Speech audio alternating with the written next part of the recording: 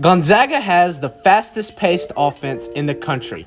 One play they run early in the shot clock is pistol.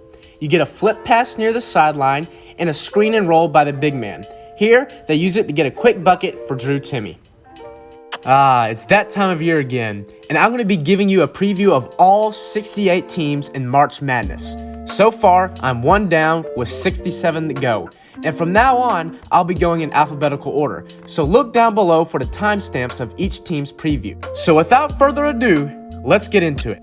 Alabama is the only team in the country who ranks inside the top 12 in both offensive rebounding and two-point percentage, and this makes sense because Alabama puts a huge emphasis on shooting twos near the rim and passing to the big man in the pick and roll. Noah Gurley and Charles Bediako are the primary screeners in the pick and roll, and as a result, they lead Alabama in two-point percentage.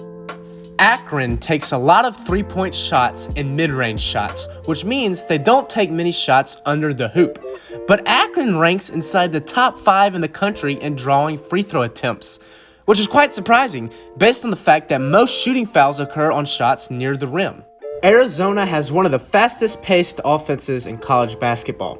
Interestingly, their fast pace is more because of how quickly they play in the half court rather than constantly pushing for fast breaks. Also, this Arizona offense leads the country in assists, and they lead all power conferences in points scored from basket cuts like you see here.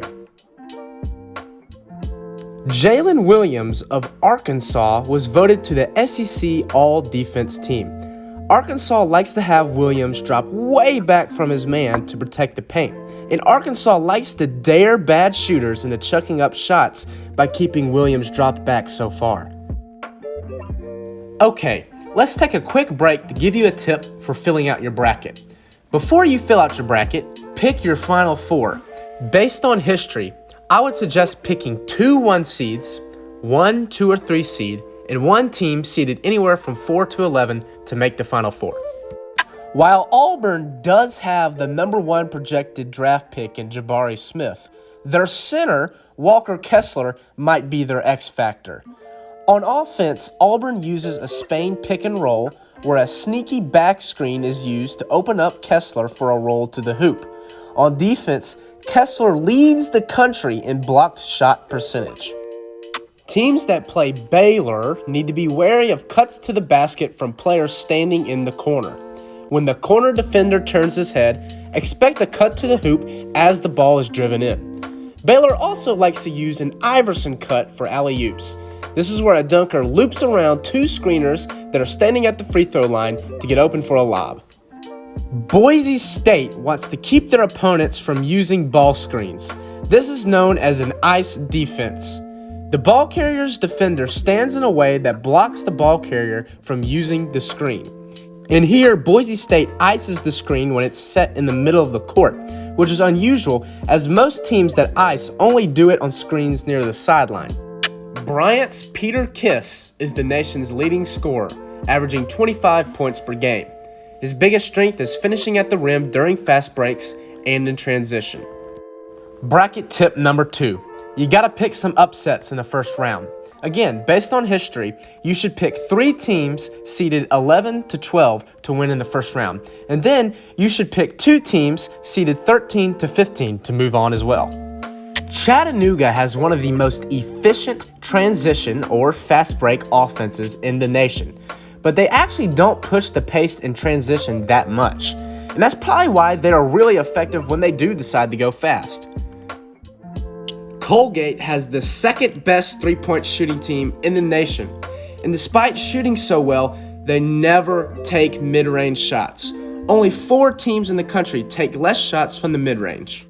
Colorado State's best player is David Roddy. Standing at 6'6", 255 pounds, you'd think he just uses his size and strength to score down low. And while he does do that, he also has the skills of a smaller player. He has a great off-the-dribble jump shot, he can handle the ball in the pick and roll, and he can go one-on-one with you with his drives.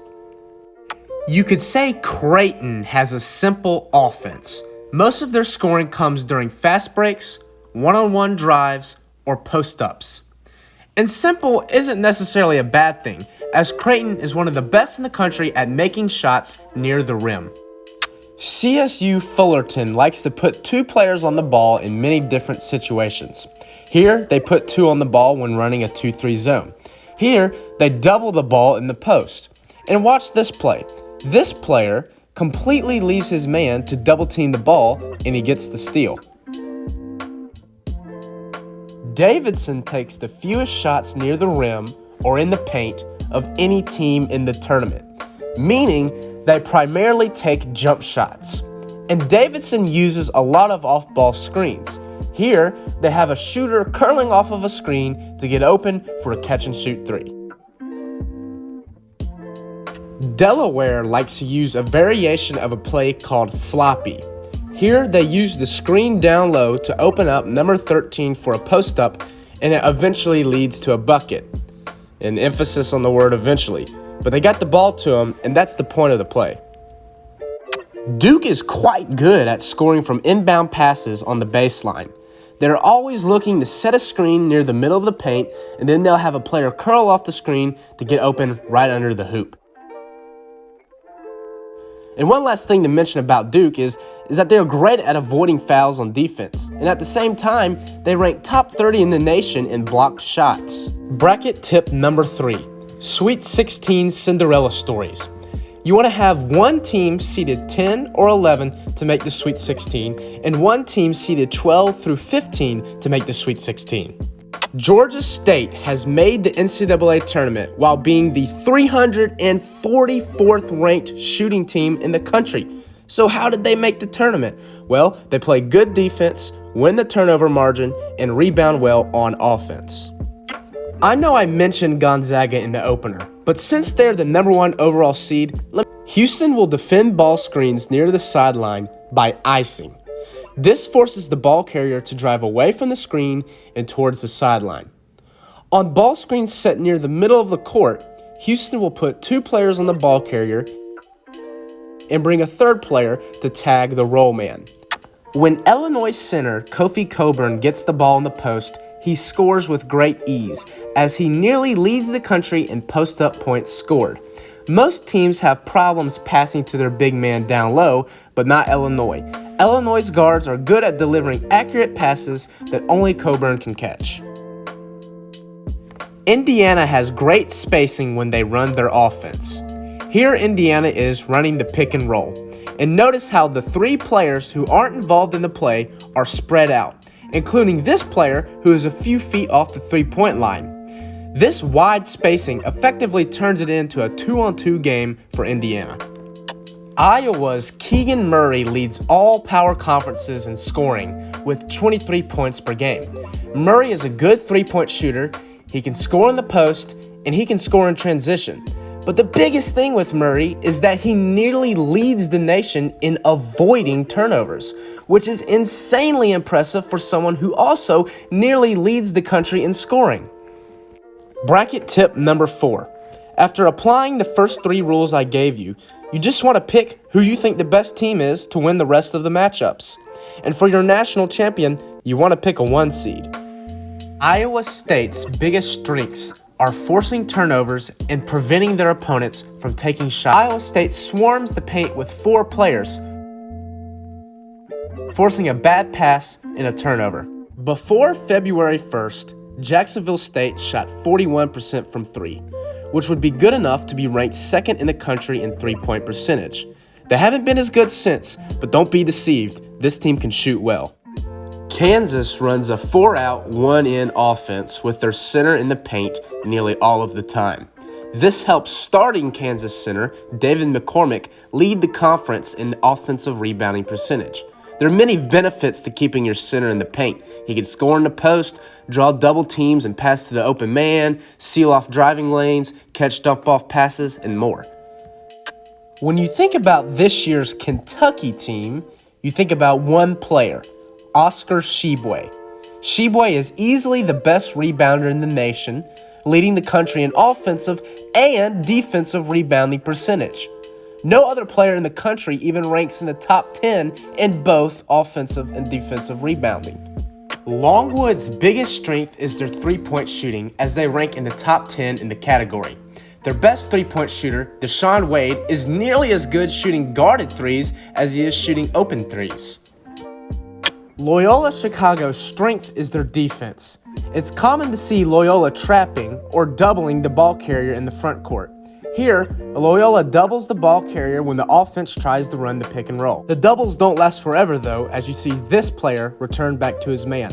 And this style of defense, as you can see, works pretty well for Loyola. LSU has had an elite defense this year. The biggest staple of their defense is their ability to switch assignments in man-to-man. Watch as LSU switches on the ball screen, then switches again to put a bigger defender down low. Marquette runs the pick and roll more than any team in the NCAA tournament. Marquette plays with a fast pace and has a high assist rate. Not only does Marquette rack up assists by passing to the roll man, but they can use the pick and roll to help open up three-point shots. Memphis loves to press on defense. And when they press, they like to trap in the corners and near the half-court line. Sometimes, Memphis will trap the ball carrier when the ball carrier can see the trap coming, which is an aggressive strategy. Miami's center, Sam Wardenberg, leads the country in shooting percentage in the pick and pop. If teams try to defend ball screens by putting two players on the ball, Wardenberg will make them pay by popping out to shoot the three. Michigan is very good at forcing their opponents into taking mid-range shots, which are the least efficient shots in the game. The presence of Michigan center, Hunter Dickinson, discourages players from taking shots near the rim and makes them settle for mid-range jumpers, as it would be difficult to score near the rim against Dickinson. Michigan State likes to run an empty side pick and roll. This is when you have three players on the opposite side of the court to give the big man and the point guard space to run the pick and roll on the wing. On this play, because there's so much space on their side of the court, the big man rolls out wide for an open three. Montana State is very good at keeping their opponents from racking up assists. I want you to watch this player. Notice how he doesn't even face the ball. His priority is keeping the ball from being passed to his man. And when they do try to pass it to his man, he gets the deflection. Murray State's Tevin Brown leads the country in points scored using off-ball screens. Most of this comes from threes, where Brown cuts underneath a teammate's screen to get open for a catch-and-shoot jumper. New Mexico State's defense does a good job at keeping their opponents from taking shots near the rim. As a result, they allow their opponents to attempt a lot of threes, but the Aggies have held their opponents to a cold 30% from three this season. Norfolk State's biggest strength is drawing free throw attempts on offense, and Norfolk State wants Joe Bryant to be taking the shots, as he is one of the best free throw shooters in the country, shooting an outstanding 93% from the stripe. North Carolina might be the best defensive rebounding team in the country if you factor in strength of schedule. Armando Bacot leads the team in defensive rebounds as well as leading the ACC. You could say North Carolina has a conservative defense, as they are great at avoiding fouls, and as a result, no team in the NCAA tournament forces less turnovers than UNC. Here is Notre Dame running a 2-3 zone defense where the corner defenders can come up high to defend the ball. While Notre Dame has a high use of zone defense compared to most teams, they still use man defense 80% of the time. Ohio State's leading scorer is E.J. Liddell. Liddell scores most of his points in the post, but he's also a solid three-point shooter. Ohio State likes to have Liddell set screens and pop out to the three-point line to shoot an open three. Providence uses a zone defense more than any team in their conference. Here's their 2-3 zone defense. When the ball gets near the sidelines, two defenders loosely guard the ball carrier, with this player blocking the passing lane to the shooter in the corner. Purdue has the #1 offense in the country. Jaden Ivey is projected to be a top 2 pick in the NBA draft, and Purdue nearly leads the country in post scoring with big man Travion Williams and 7'4" Zach Edey. Add in multiple solid three-point shooters, and you have an elite offense. Richmond uses some principles from an offensive concept called Princeton. It basically involves fast backdoor cuts to the hoop. A lot of these sharp cuts come when Grant Golden is in the post, as you can see on this play.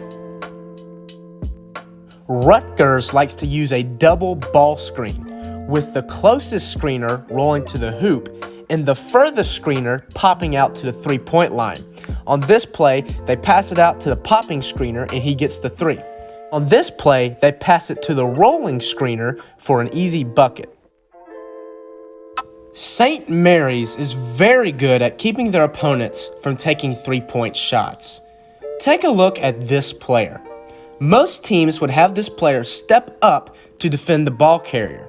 Instead, he actually backs up to defend his man on the three-point line. And obviously, this helps prevent the offense from shooting threes.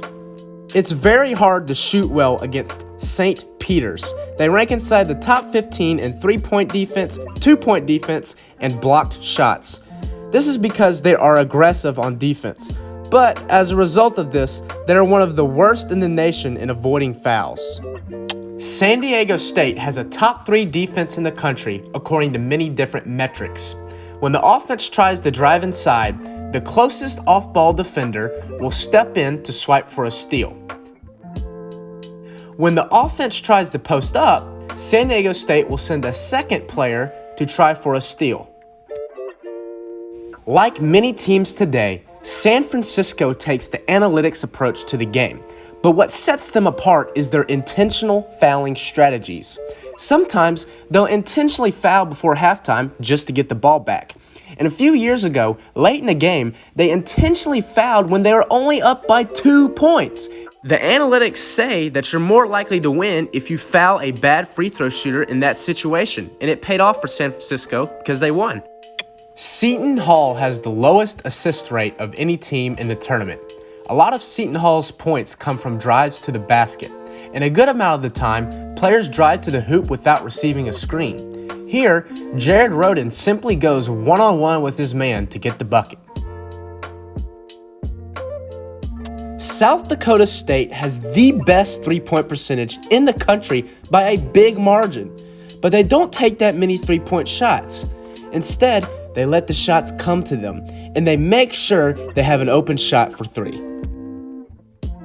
TCU is one of the best offensive rebounding teams in the country. TCU crashes the boards on offense, meaning they have 3 or 4 players go to the paint when a shot goes up. Their best rebounder, Eddie Lampkin, stays in the paint most of the time on offense, which helps him be in the top 10 nationally in offensive rebounding percentage. Tennessee has an aggressive help defense. Watch here as 4 players come to help stop the ball carrier. And then watch again as Vescovi runs a long distance to help stop this drive. And you'd think because Tennessee brings so many players to the paint that they have a bad three-point defense, but they don't. Their three-point defense is solid. Texas is one of the slowest paced teams in the country, and the slow pace is because of their defense. Here's Texas using a 2-2-1 full court press to slow things down. Texas wants to delay the start of the opponent's offense to force them to worry about running out of time on the shot clock. Texas A&M-Corpus Christi is great at forcing steals and turning it into an easy fast break bucket.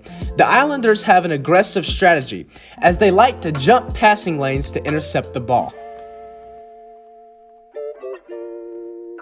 Texas Southern is a defense-oriented team. Bryson Gresham leads the team in blocked shot percentage and leads the conference in the same category. Last year, when Gresham played at Houston, he also led the American Conference in blocked shot percentage. Sometimes, Texas Tech defends players by standing on their side like this. Texas Tech wants to force players to drive away from the middle of the court. By forcing the offense to go one direction, the help defenders know exactly where to go to meet the ball carrier to stop his drive. UAB's leading scorer is Jordan "Jelly" Walker. Walker shoots more off-the-dribble jump shots than almost anyone in the country. UAB will have Walker loop around floppy screens, which are screens in the paint, to get Walker open for a three or a one-on-one isolation.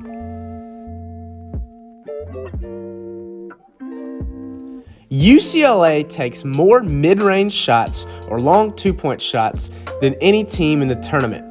When opponents of UCLA defend ball screens by dropping their big man back to the paint, it provides a good opportunity for UCLA to knock down an open mid-range shot. UConn is one of the best offensive rebounding teams in the country.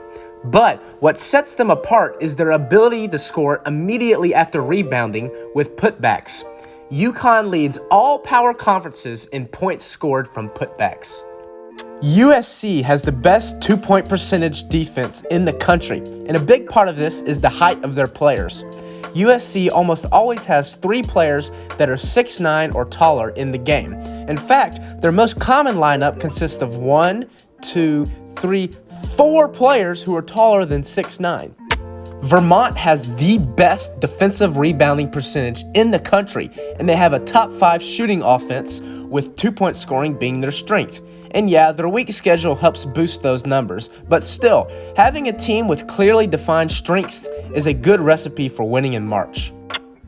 Villanova is the best free throw shooting team in the nation. And it's because there isn't a single player on Villanova who has a free throw percentage below the Division I average. Their best free throw shooter, Colin Gillespie, sticks to a strict routine at the free throw line. 3 dribbles, he spins the ball, 1 more dribble, and he makes it. Virginia Tech won the ACC tournament with great three-point shooting. Against Duke, they ran a play called Zoom with a screen down low and a handoff to get Hunter Couture a three-point shot.